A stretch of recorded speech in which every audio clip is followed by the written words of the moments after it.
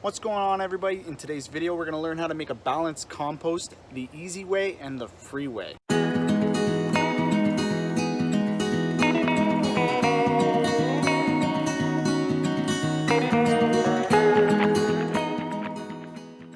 So some of you might want a composting unit or a compost heap, but you're not sure where to start or how to do it exactly.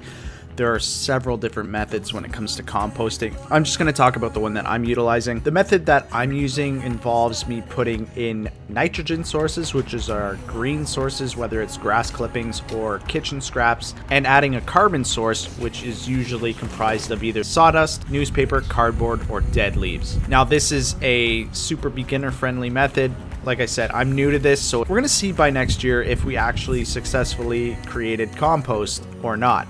So the ideal ratio for a balanced compost is 1 part nitrogen to 30 parts carbon. Now this can get super complicated, and I like things simple.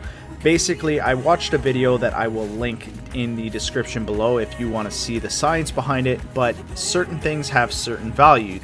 That being said, what we're going to do to make this 100% easy and 100% free is we're basically just going to mix equal parts, and we're going to get close enough to that ratio.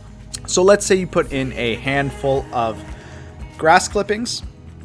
You're going to offset that with a handful of shredded newspaper, cardboard, or dried leaves. Or if you happen to put in a bucket of kitchen scraps, you're going to put in a bucket of shredded newspaper, cardboard, and dried leaves. And this should give us close enough to that ideal ratio for a balanced compost. You can rip your newspaper up into small leaf-sized pieces. The smaller the better. That's why I say shredded. If you have a shredder, just run it through there, and it's an easy way to compost that newspaper and make this super easy.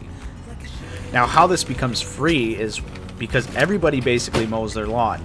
So grass clippings come free. You can just bag them, dump them in there, and then offset it with newspaper, which you can also get for free because you'll see them lying around on the street. And people also throw these in the recycling bin once a week.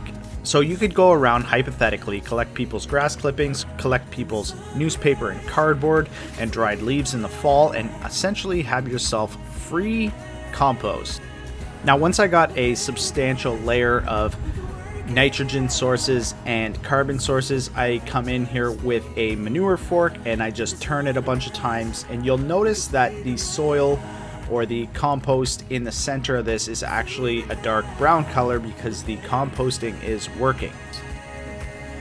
Now, when it comes to adding kitchen scraps to this, you're going to want to chop them up finely so that it has more surface area for the bacteria to break it down and the fungus to eat it.